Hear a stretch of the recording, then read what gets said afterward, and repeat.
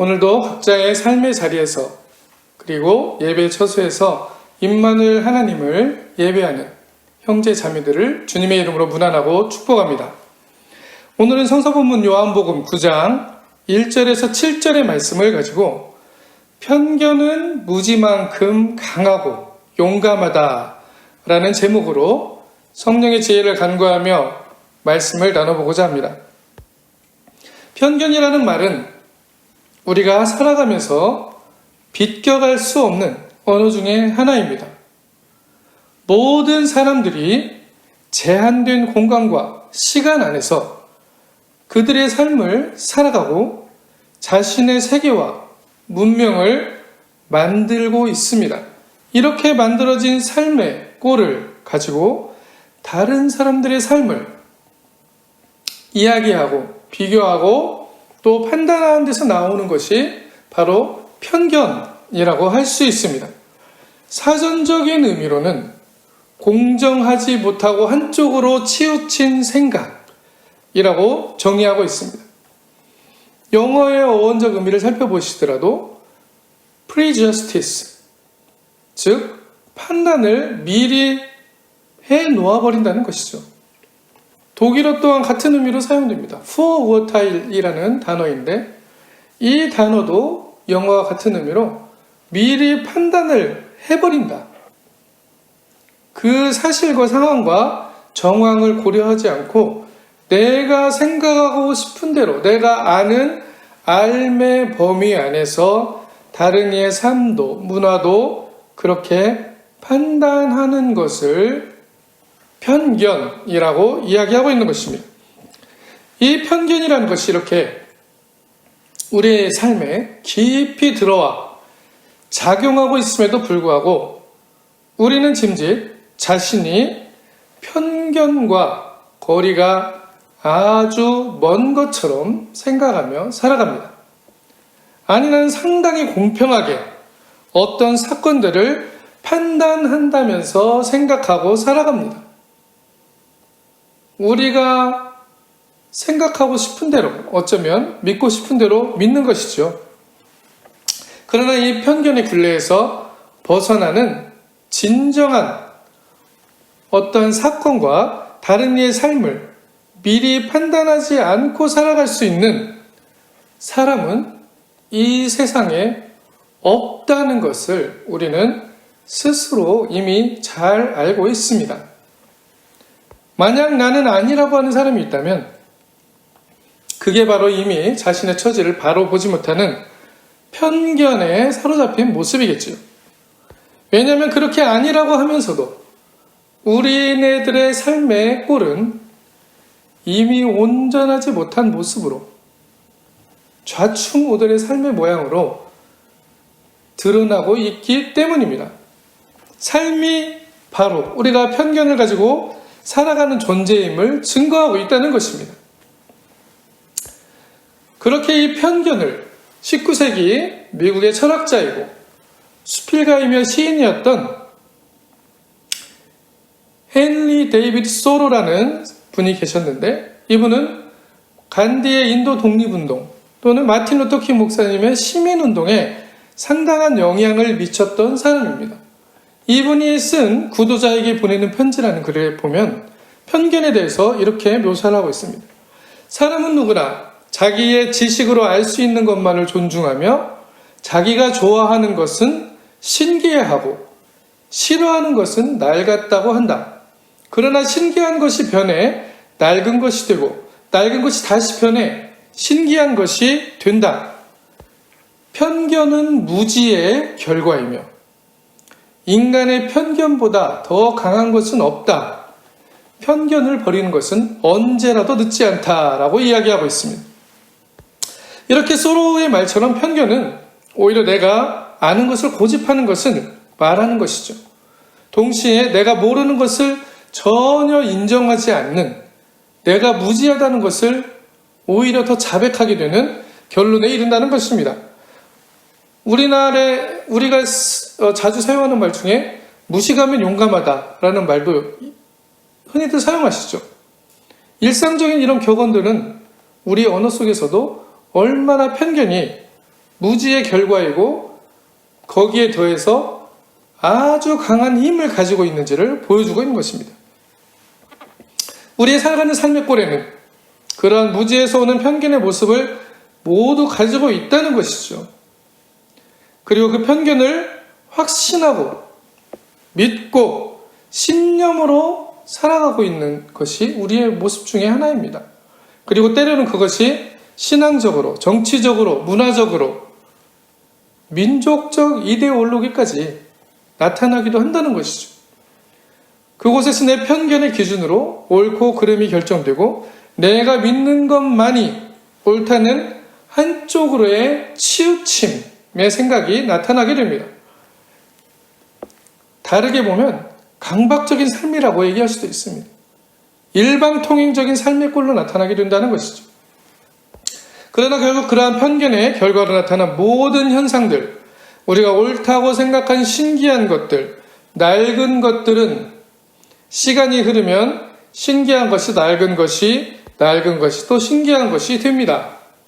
전도서 1장 9절에서 11절을 우리 같이 한번 찾아서 읽어보도록 하겠습니다.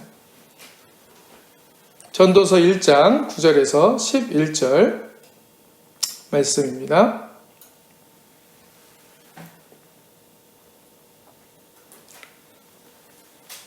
같이 읽도록 하겠습니다.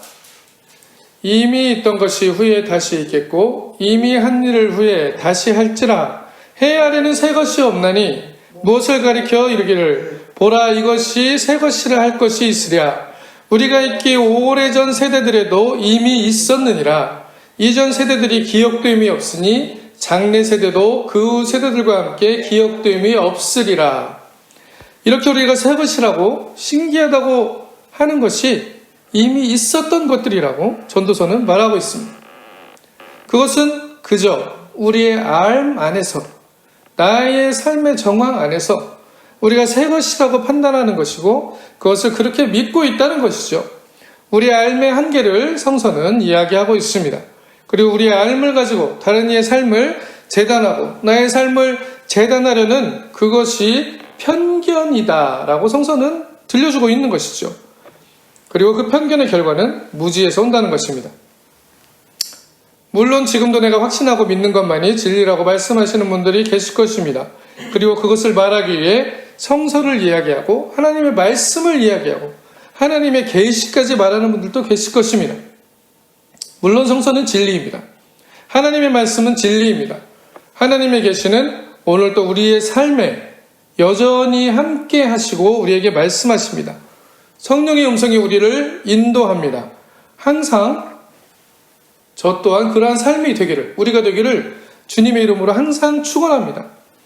그러나 그 성서를 읽는 하나님의 계시를 해석하는 우리는 앞에서 살펴본 것처럼 완전한 존재자가 아니다는 것을 편견과 한계를 가진 인간인 것을 먼저 겸손하게 인정해야 한다는 것입니다.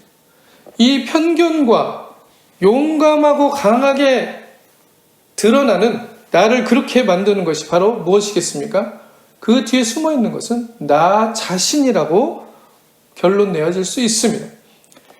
자기의 중심적인 사고, 자기가 아는 것만 존중한다는 것, 그것은 결국 나만 존중한다는 것과 같은 맥락입니다. 그 뒤에는 자기라는 가장 깊은 곳에 숨겨진 우상이 숨어 있는 것입니다. 자기 진리와의 우상이고 편견 강화의 우상이죠. 그런 자기의 처지를 바울과 같이 바로 보고 전도서의 기자같이 우리의 삶의 현 주소를 발견하는 우리의 한계에 대한 인정이 바로 회심인 것입니다. 회개인 것이죠. 우리의 진정한 하나님의 은혜를 발견할 수 있는 유일한 길은 여기에서 시작합니다. 자기 우상을 버리는 그곳에서 바로 그리스도의 십자가를 만나는, 그리스도의 십자가를 지는 삶이, 나의 십자가를 지는 삶이 시작되는 것입니다. 고린도전서 13장 12절에서 13절의 말씀을 살펴보시겠습니다. 고린도전서 13장 12절에서 13절입니다. 같이 읽겠습니다. 우리가 지금은 거울로 보는 것 같이 희미하나 그때에는 얼굴과 얼굴을 대하여 볼 것이요 지금은 내가 부분적으로 아나 그때에는 주께서 나를 아신 것 같이 내가 온전히 알리라. 그런즉 믿음, 소망, 사랑 이 세 가지는 항상 있을 것인데 그 중에 제일은 사랑이라. 아멘. 바울의 고백 또한 그러합니다. 그리스도를 만나는 사건을 경험하는 사람들은 모두 이렇게 그리스도의 진리 앞에서 그리고 하나님의 말씀 앞에서 자신의 모습을 그대로 바라보는 눈이 뜨이는 복을 받은 사람들입니다. 바울은 어떻게 고백하고 있습니까? 지금은 거울을 보는 것 같이 희미하나 지금은 내가 부분적으로 아나 라고 고백하고 있습니다. 우리의 알미 어떻다는 것이죠? 우리의 보는 것이 어떻다는 것입니까? 희미하게 본다는 것입니다. 부분적으로 알고 있다는 것입니다. 그리스도를 만난 사람들의 고백은 이러한 고백이 되어야 하는 것입니다. 그리스도를 만난 사건을 통해 회심하고 3층 천의 하늘에도 다녀왔다고 하는 그 바울의 고백이 이러한 고백이라는 것이죠. 부분적으로 안다는 것을 솔직히 인정한다는 것입니다. 나의 현실을 그대로 바라볼 수 있는 눈이 열렸다는 것입니다. 우리가 온전히 알게 되는 때는 바로 그때에는 주님과 같이 온전히 알리라 라고 얘기하면서 바울도 다가올 미래의 시간에 그리스도께서 우리와 함께하는 그때 우리가 온전히 알 수 있는 존재가 되어질 수 있을 것이라는 것을 희망하는 것입니다. 그런데 우리의 삶의 모습은 어떠합니까? 하나님의 뜻을 안다라고 선뜻 이야기합니다. 그것이 마치 하나님의 전부인 것처럼 이야기하죠. 바울도 섣불리 그리 말하지 못하는 고백을 우리는 스스럼 없이 하고 있습니다. 이것이 신앙 공동체에서 사회적으로 또 문화적으로 나타나는 인간 전반의 삶의 꼴입니다. 제가 이야기하는 것이 아닙니다. 성서가 그것을 얘기하고 있다는 것이죠. 어떻습니까? 이것에 동의하십니까? 아니면 아직도 나는 그렇지 않은 것처럼 느껴지십니까? 깊이 성서에 대해서 묵상해 봐야 될 주제입니다. 성서는 오늘 본문 말씀을 통하여서 또 하나의 편견과 무죄를 가진 사람들의 이야기를 전하고 있습니다. 오늘 본문 요한복음 9장 1절 3절을 읽어보시면 예수께서 길을 가실 때 날때부터 맹인된 사람을 보신지라 제자들이 물어 이르시되 랍비여 이 사람이 맹인으로 난 것이 누구의 죄로 인함이니까 자기니까 그의 부모니까 예수께서 대답하시되 이 사람이라 그의 부모의 죄로 인한 것이 아니라 그에게서 하나님이 하시는 일을 나타내고자 하심이라. 편견의 또 다른 큰 모순의 하나가 바로 이러한 인과 율, 원인과 결과에 우리의 삶을 집어넣으려는 사람들의 모습입니다. 원인과 결과가 이미 절대적 법칙인 진리가 된 것입니다. 이 사람들의 모습에서 우리도 또한 자유로울 수 없습니다. 성서에서 드러나는 모든 사건은 결국 나 자신의 우상을 제거하기 위해 들려주시는 하나님의 진리의 말씀이기 때문이죠. 성서를 읽으실 때 그렇기 때문에 이렇게 기도하시면서 읽으십시오. 성서의 사건과 이야기를 나의 삶의 이야기를 보여주는 것으로 읽지 않는다면 우리는 다시 자기주관적인 성서 해석만을 만들어내는 사람들이 될 것입니다. 내가 변하지 않고 성서를 온전하게 하나님의 말씀으로 이해할 수 없다는 것이죠. 진리는 이렇게 나의 삶의 현주소를 드러내주면서 내 안에 깊이 숨겨진 자기 우상화의 삶을 내려놓고 그리스도의 십자가 앞에 하나님의 은혜의 보좌 앞으로 나아가기를 촉구하는 참 구원과 해방의 말씀인 것입니다. 그래서 하나님의 말씀이 능력이 있다는 것이죠. 제자들은 이 사람이 맹인된 것이 누구의 죄인가를 묻습니다. 이렇게 된 게 누군가 뭔가 잘못해서 벌을 받았다는 것이죠. 자신이든 부모이든 말입니다. 우리도 이러한 사고방식을 가지고 삶을 살고 신앙생활을 하고 있지 않습니까? 그러나 예수님은 이들의 생각을 한 번에 날려버리시죠. 이 사람이나 부모의 죄로 인한 것이 아니라 그에게서 하나님이 하시는 일을 나타내고자 함이라 라고 말씀하십니다. 그들은 당연히 마땅히 그것이 진리라고 믿었던 것이죠. 분명 뭔가 있을 거야. 뭔가 잘못했으니까 저런 결과가 있는 거지. 뭔가 원인이 있으니까 저런 결과가 나타난 거지라는 것을 말하고 있지만, 예수님은 그의 삶을 통해, 예수님이 살아가신 그 삶이 하나님의 나라를 전하시는 삶이었기 때문에, 그의 말씀이 하나님의 나라의 언어였기 때문에 그 그리스도의 삶이 중요한 것입니다. 그분이 뭐라고 말씀하십니까? 삶의 모든 것을 그렇게 원인과 결과의 틀에 넣어서 볼 수 없다라고 말하고 있는 것입니다. 그리고 우리가 삶 가운데서 체험하는 것도 원인과 결과로만 우리 삶을 모두 설명할 수 없다는 것을 여러분 스스로도 잘 알고 계십니다. 바꿔 말하면 하나님이 하시는 일은 우리가 진리라고 여기며 만들어낸 법칙이나 시스템이나 계명이라고 우리가 여겼던 그런 것에 그대로 맞게 작동하는 것이 아니라는 것이죠. 그러나 우리는 그것이 당연히, 마땅히, 절대적으로, 필연적으로 그렇게 된 것이라고 믿고 있다는 것입니다. 이러한 언어를 많이 사용하는 사람들일수록 깊이 들여다보면 자기 우상화가 강한 사람들이 많을 수가 있습니다.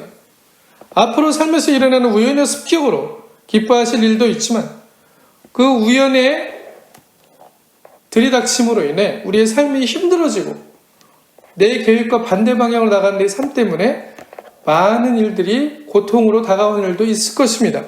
그러나 모든 사랑하는 하나님의 자녀들에게 예수님의 이 말씀은 커다란 위로와 희망이 될 것입니다.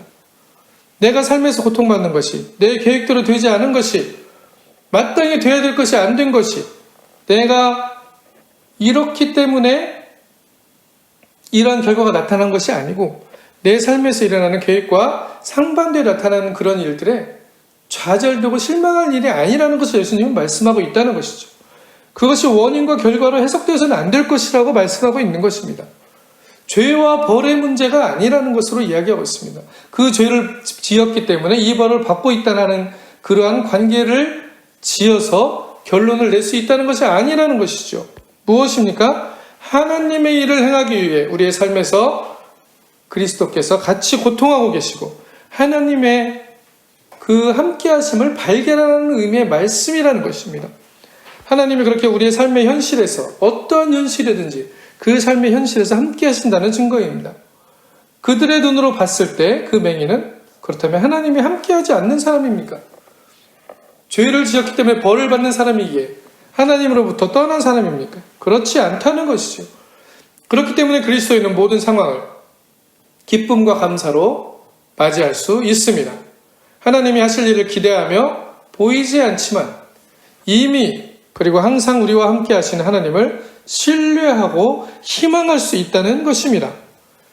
우리의 고통과 환난과 병듦 안에서도 우리의 기쁨과 성공과 내 계획대로의 잘 진행됨 안에서도 모든 삶의 상황에서 우리는 모든 부분들에 요동치 않고 감사할 수 있는 하나님의 나라를 경험할 수 있다는 것이죠. 하나님은 우리의 소원을 만족해 하시며 쉴만한 물가로 푸른 초장으로 우리를 인도하시는 목자라는 것을 신뢰한다는 것입니다. 그것이 바로 신앙입니다. 임마누엘 하나님을 신뢰하는 것을 히브리서 기자는 이렇게 말씀하고 있습니다. 히브리서 11장 1에서 2절을 보시면 믿음은 바라는 것들의 실상이요 보이지 않는 것들의 증거니 선진들이 이로써 증거를 얻었느니라 라고 말씀하고 있습니다. 그리고 11장 35절에 40절을 같이 보시면 같이 한번 읽어볼까요? 히브리서 11장 35절에 40절 같이 읽겠습니다. 여자들은 자기의 죽은 자들을 부활로 받아들이기도 하며 또 어떤 이들은 더 좋은 부활을 얻고자 하여 심한 고문을 받되 구차히 풀려나기를 원치 아니하며 또 어떤 이들은 조롱과 채찍뿐 아니라 결박과 옥에 갇히는 시련도 받았으며 돌로 치는 것과 톱으로 켜는 것과 시험과 칼로 죽임을 당하고 양과 염소의 가죽을 입고 유리하여 궁핍과 환난과 학대를 받았으니 이런 사람은 세상이 감당하지 못하느니라. 그들이 광야와 산과 동굴과 토굴에 유리하였느니라. 이 사람들은 다 믿음으로 말미암아 증거를 받았으나 약속된 것을 받지 못하였으니 이는 하나님이 우리를 위하여 더 좋은 것을 예비하였은즉 우리가 아니면 그들로 온전함을 이루지 못하게 하려 하심이라. 아멘. 하나님께서 예비하신 것은 이렇게 우리가 상상할 수 없는 엄청난 것들이라고 이야기하고 있습니다. 우리가 생각하는 좋은 것 이상이라는 것이죠. 하나님이 생각하는 좋은 것은 그렇게 우리의 상상을 뛰어넘는 것입니다. 우리의 삶의 한계를 뛰어넘는 것입니다. 이것이 바로 그리스도의 능력입니다. 하나님의 진리를 소망하고 발견한 자들, 그리스도인들의 삶의 능력이 여기에 있습니다. 그것을 성서는 믿음이라고 하는 것이죠. 그 믿음의 근거는 바로 하나님이 우리의 삶을 이끄시며 우리의 삶에 함께 하심을 신뢰하며 그것을 체험함에 있다는 것입니다. 인과율의 법칙은, 죄와 벌의 법칙은 우리에게 그렇게 우리의 삶을 무언가가 죄가 있으니 그렇게 되었을 것이다 라고 고발하고 있습니다. 그 무엇 때문에라는 것이죠. 분명 우리가 죄 없는 자들은 아닙니다. 그렇게 말하는 것이 아닙니다.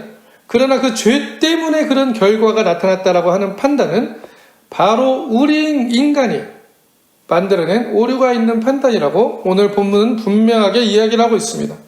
죄와 벌의 관계성을 우리가 판단하고 우리가 법칙화하여 만들어내고 있는, 어쩌면 하나님의 자리를 인간이 찬탈하려는 그러한 자기우상화의 또 다른 모습인 것이죠. 성서 본문은 이렇게 성서의 사건도 우리의 삶도 법칙으로 필연으로 딱 정리해서 만들어 놓을 수 없다. 너희들이 그렇게 하고 싶지만 그것은 아니다. 라는 인과율의 법칙이라는 편견에 빠진 인간의 교만함을 고발하고 있습니다. 우리의 삶은 그렇게 원인과 결과라는 법칙에서 필연 안에서 흘러가지 않습니다. 왜 그럴까요? 우리가 삶을 사는 것 같은데 오히려 삶이 우리를 이끌어가고 있기 때문이죠. 삶은 무엇입니까? 이 세상이 내가 태어나고 싶어서 태어났다고 이야기할 수 있습니까? 내가 여기 태어나고 싶어요. 그래서 태어난 건 아니죠. 하나님 우리에게 숨을 불어넣으셨기에 우리는 이 세상에 삶을 살아가게 된 것입니다.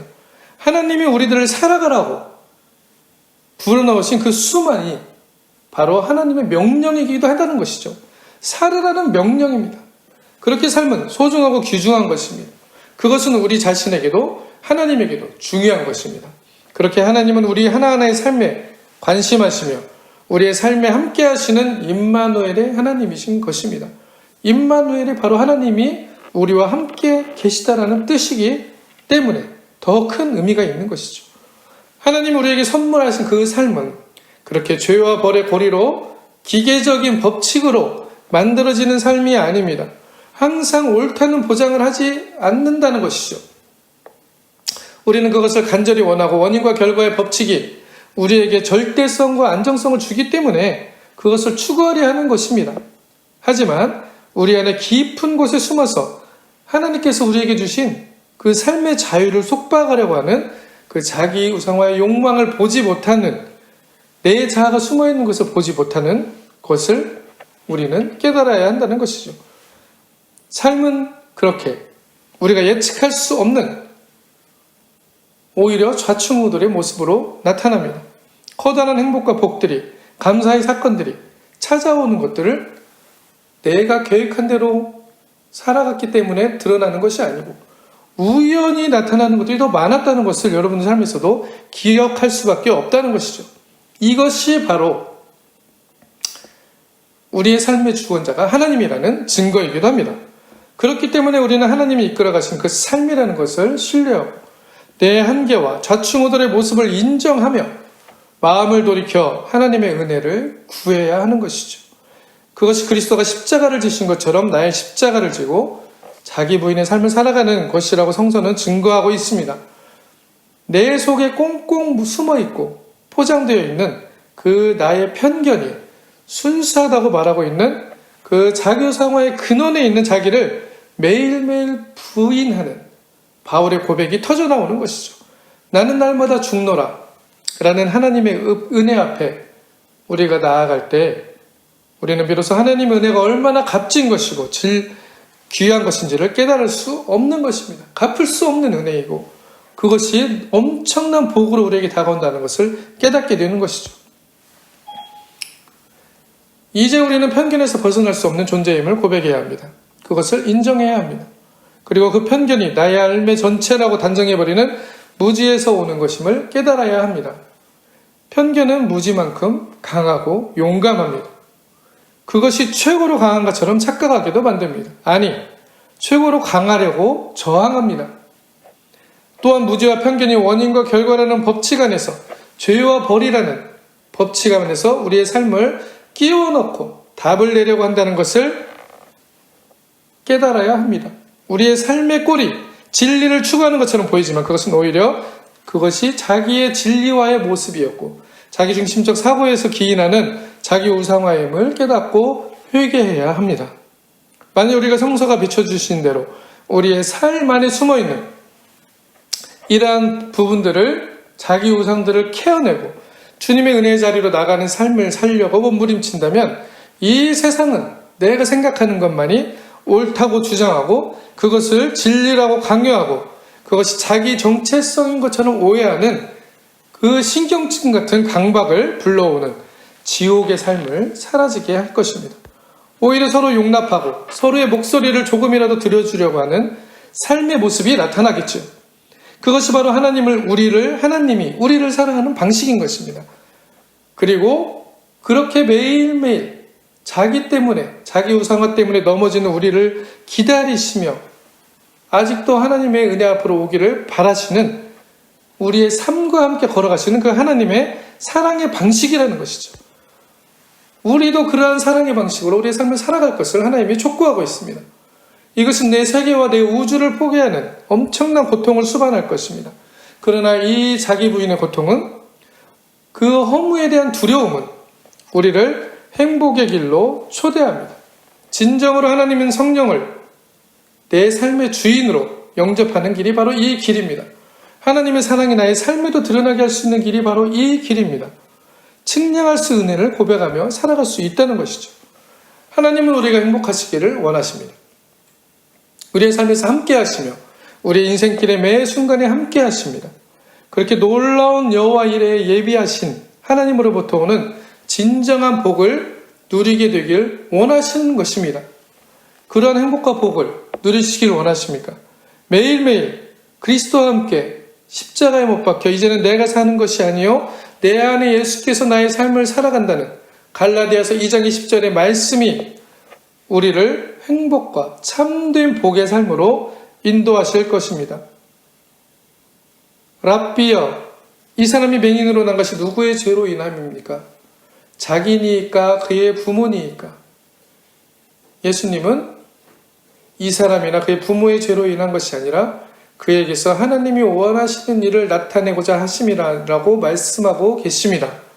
복음을 통해 무지로부터 오는 편견의 강함을 드러내는 자기를 부인하고 나의 현실을 그대로 주님 앞에 내어놓고 하나님의 놀라운 일들이 우리의 모든 삶의 가운데서 드러나는 복과 은혜를 누리시는 저와 여러분이 되기를 주님의 이름으로 축원합니다.